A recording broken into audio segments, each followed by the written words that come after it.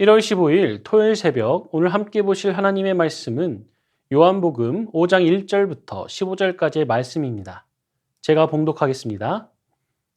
그 후에 유대인의 명절이 되어 예수께서 예루살렘에 올라가시니라. 예루살렘에 있는 양문 곁에 히브리 말로 베데스다라 하는 못이 있는데 거기 행각 5이 있고 그 안에 많은 병자, 맹인, 다리 저는 사람, 혈기 마른 사람들이 누워 물의 움직임을 기다리니 이는 천사가 가끔 못에 내려와 물을 움직이게 하는데 움직인 후에 먼저 들어가는 자는 어떤 병에 걸렸든지 낫게 되밀어라. 거기 38배 된 병자가 있더라. 예수께서 그 누운 것을 보시고 병이 벌써 오래된 줄 아시고 이르시되 내가 낫고자 하느냐? 병자가 대답하되 주여 물이 움직일 때에 나를 못에 넣어주는 사람이 없어 내가 가는 동안에 다른 사람이 먼저 내려가나이다. 예수께서 이르시되 일어나 내 자리를 들고 걸어가라 하시니 그 사람이 곧 나아서 자리를 들고 걸어가니라. 이날은 안식일이니 유대인들이 병 나은 사람에게 이르되 안식일인데 네가 자리를 들고 가는 것이 옳지 아니하니라. 대답하되 나를 낫게 한 그가 자리를 들고 걸어가라 하더라 하니 그들이 묻되 너에게 자리를 들고 걸어가라 한 사람이 누구냐 하되 고침을 받은 사람은 그가 누구인지 알지 못하니 이는 거기 사람이 많으므로 예수께서 이미 피하셨습니다. 그 후에 예수께서 성전에서 그 사람을 만나 이르시되 보라 내가 나았으니 더 심한 것이 생기지 않게 다시는 죄를 범하지 말라 하시니 그 사람이 유대인들에게 가서 자기를 고치니는 예수라 하니라. 오늘도 주님의 말씀으로 인도함 받는 하루 되시길 바랍니다. 오늘 본문은 유대인의 명절을 맞아 예루살렘으로 올라가신 예수님께서 안식일에 성전 안이 아니라 소외된 사람들이 모여있는 성전 밖 베데스다를 찾아가시고 그곳에서 38년 된 병자를 고치신 이야기를 담고 있습니다. 히브리 말인 베데스다는 집을 의미하는 바이트와 자비를 의미하는 헤세드의 합성어로 자비의 집이라는 뜻을 가지고 있습니다. 그러므로 베데스다 연못은 자비가 가득한 연못이라는 뜻을 가지게 됩니다. 그리고 이 베데스다 연못에 내려오는 전설이 있는데 그것은 이 연못에 가끔 천사들이 내려와 물을 움직이게 한다는 것입니다. 물이 움직이는 바로 그때 먼저 연못에 들어가는 사람, 그 사람은 어떤 병에 걸렸더라도 나음을 입고 깨끗하게 치유를 받게 된다는 전설이 있었습니다. 자비의 집이라는 이름에 걸맞게 어떤 병이든 낫게 해주는 놀라운 은혜가 있는 연못이었던 것입니다. 이러한 베데스다는 고질병을 앓고 있던 이들에게 유일한 희망이었습니다. 그래서 이곳에는 치유를 받고자 하는 많은 병자들이 물의 움직임만을 기다리고 있었습니다. 그런데 이 베데스다에는 문제가 하나 있었습니다. 그것은 바로 그 자비가 아주 제한적이라는 것입니다. 이 베데스다의 물이 움직일 때 먼저 들어간 자, 다시 말해 오직 1등만이 고침을 받을 수 있었습니다. 그렇다 보니 베데스다의 희망은 연못에 먼저 도착한 한 사람에게만 돌아갔습니다. 나머지 사람들에게는 희망이 아닌 절망을 안겨주는 연못이었습니다. 치유의 은혜가 가득한 희망의 공간처럼 보이지만 실상은 경쟁으로 가득 찬 절망의 공간이었던 것입니다. 베데스다의 희망은 많은 사람들에게 절망을 안겨주는 희망이었습니다. 이런 희망은 고문에 가까운 가짜 희망입니다. 이것이 세상이 주는 거짓 희망인 것이죠. 1등이 아니고서는 단 1%의 은혜도 누릴 수 없는 곳, 그곳이 바로 베데스다 연못, 즉 자비의 연못이었습니다. 그래서 3절에 기록되어 있는 병자들을 보게 되면 앞을 보지 못해 빨리 갈 수 없는 시각장애인들과 보이더라도 빨리 갈 수 없는 다리 저는 자, 그리고 중풍처럼 몸이 마비되어 빨리 갈 수 없는 혈기 마른 자들만이 남아 물의 움직임을 기다리고 있었던 것입니다. 그러므로 베데스다는 안식일에도 안식이 없는 곳이었습니다. 그저 전설에 기대어 언제 물이 움직일 것인가에만 신경이 곤두서 있던 곳이었습니다. 그런데 이러한 베데스다의 진정한 소망 되시는 예수님께서 찾아오십니다. 그리고 예수님은 가장 가망이 없는 자, 달리 말해 가장 절망에 사로잡힌 자, 스스로의 힘으로는 어찌할 수 없는 38년 된 병자를 찾아가십니다. 예수님은 그가 누워있는 것을 보시고 그의 상태뿐 아니라 그가 얼마나 오랫동안 고통을 당해왔는지를 아셨습니다. 그리고 그에게 이렇게 물어보십니다. 네가 낫고자 하느냐? 그러자 그는 이렇게 대답합니다. 주여, 물이 움직일 때에 나를 못에 넣어주는 사람이 없어 내가 가는 동안에 다른 사람이 먼저 내려가나이다. 이 말을 달리 표현한다면 네, 주님, 당연히 낫고 싶습니다. 그런데 물이 움직일 때 아무도 나를 연못으로 데려가 주는 자가 없어 병을 고칠 기회조차 얻지 못했습니다. 그러므로 제가 저 물에 들어갈 수 있도록 도와주십시오. 그는 자기가 치유받지 못한 것이 자기를 돌보지 않고 자기보다 먼저 움직인 자들 때문이라고 했습니다. 그러므로 자기가 다른 사람들보다 먼저 치유받을 수 있도록 도와달라고 하소연하고 있는 것입니다. 그의 말에는 오직 다른 사람에 대한 불평뿐이었습니다. 자기밖에 없는 것입니다. 자신이 치유받기 위해서는 다른 사람을 짓밟고 가야 하기에 그 안에는 원망과 미움만이 가득한 것입니다. 이것이 바로 세상이 주는 희망의 결과인 것입니다. 하지만 예수님은 이러한 그에게 이렇게 말씀하십니다. 일어나 너의 자리를 들고 걸어가라. 예수님은 병자의 기대처럼 물을 움직이게 하시고 그를 물에 넣는 방법으로 치유하지 않으셨습니다. 단지 말씀으로 고치십니다. 세상을 창조하신 하나님의 말씀이시며 그분의 아들이실 뿐만 아니라 참 하나님이신 예수님이 하나님의 방법으로 치유하신 것입니다. 자신이 누구인지를 드러내신 것입니다. 그분이 베풀어 주시는 자비는 세상의 자비와는 다릅니다. 자리를 선점한 한 사람에게만 주어진 자비가 아닙니다. 베데스다가 주는 기회에 접근할 수 없는 연약한 모든 자들에게 능력으로 역사하신 진정한 자비인 것입니다. 그런데 문제가 하나 있었습니다. 그날이 바로 안식일이었다는 것입니다. 안식일에는 일하지 말라는 명령을 따라 모든 하나님의 백성은 쉬어야 하는데 병 나은 자가 자리를 들고 옮긴 일을 한 것입니다. 유대인들은 병자가 병이 나은 것에는 관심이 없었습니다. 그저 병자가 한 일에만 집중해 정죄하는 위선적이고 잔인한 자들이었습니다. 그래서 그들은 병이 나은 자를 비난하며 정죄하였습니다. 그런데 이상한 것은 이에 대한 병 나은 자의 반응입니다. 유대인들의 비난과 정죄가 자신을 향하자 그는 자기에게 자리를 들고 가라고 말한 사람이 문제라고 책임을 예수님께 전가합니다. 아직도 그는 예수님을 알지 못하는 것입니다. 하나님이신 예수님을 통해 그의 병이 치유되었음에도 여전히 예수님이 어떤 분이신지를 깨닫지 못했고 그저 살아남기 위한 경쟁 속에서 살아가고 있던 것입니다.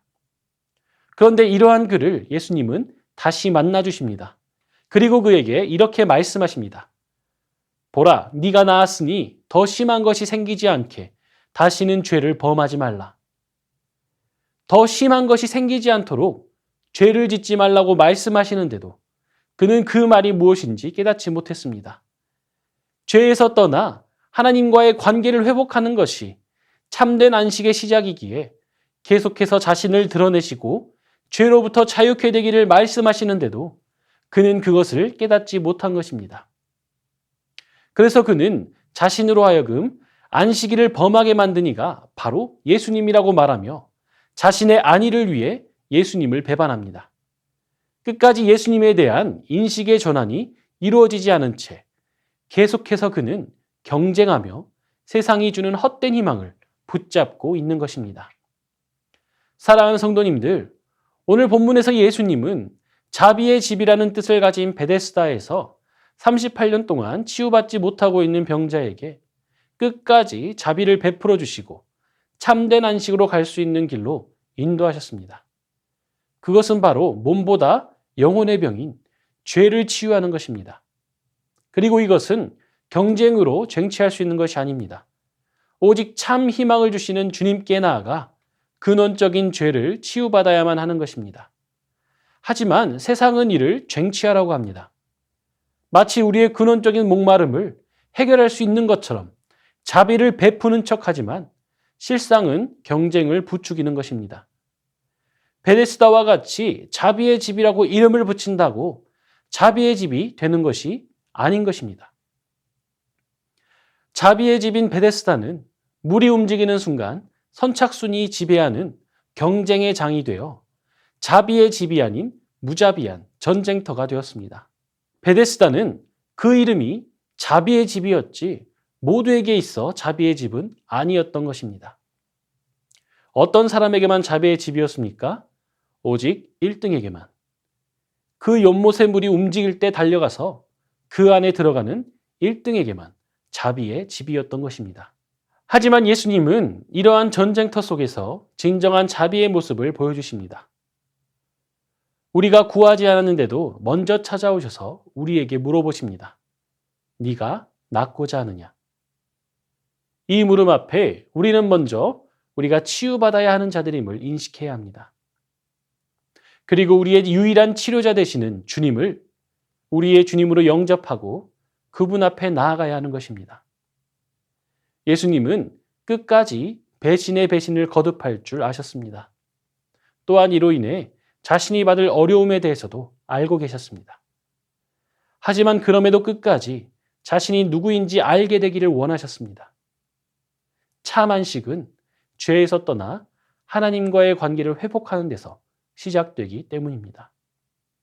그래서 그를 찾아가 끝까지 자비를 베풀어 주신 것입니다. 그리고 그 자비에는 끝이 없습니다. 베데스다가 자비의 집이 아니라 예수님이 진정한 자비의 집인 것입니다. 오늘 이 시간 우리의 진정한 자비의 집이신 예수님 앞에 나아가길 바랍니다. 진정한 회복을 우리에게 주시며 세상이 주는 거짓 희망이 아니라 우리의 참된 소망이 되시는 예수님께 우리의 모든 아픔과 슬픔과 괴로움을 맡기시길 이 시간 주님의 이름으로 축원합니다. 이 시간 주신 말씀을 기억하며 기도하겠습니다. 세상이 주는 헛된 희망이 아니라 우리의 참 소망이신 주님께 나아가는 우리가 되게 하옵소서. 우리를 먼저 찾아오신 주님과의 관계 회복을 통해 이 땅에서도 참된 안식을 누리는 우리가 되게 하옵소서.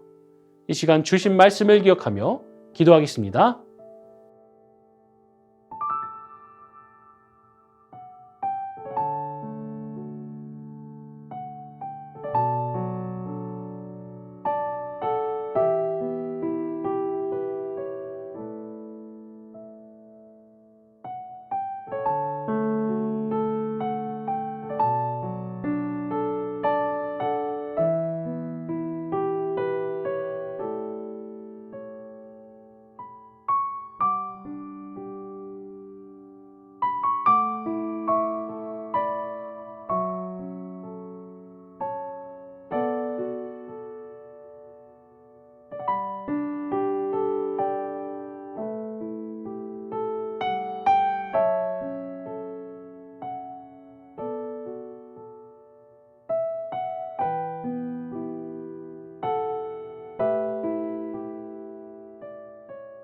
이 시간 나라와 민족을 위해서 기도하겠습니다.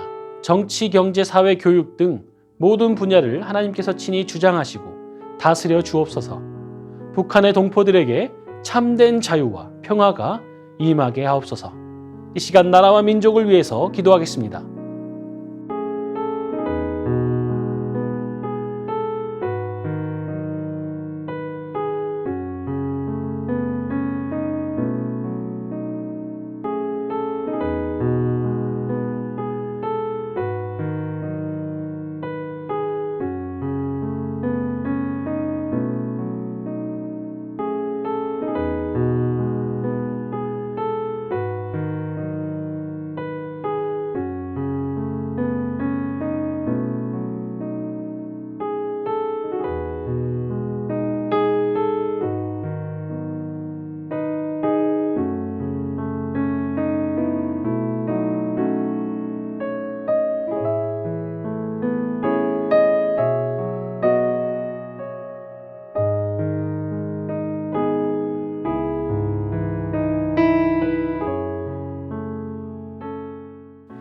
이 시간 교회를 위해 기도하겠습니다. 하나님과의 관계, 형제와의 관계, 세상과의 관계가 온전히 회복되는 2022년 되게 하옵소서. 말씀을 듣고 새기고 삶으로 순종하는 말씀의 회복이 넘치게 하옵소서. 이 시간 교회를 위해 기도하겠습니다.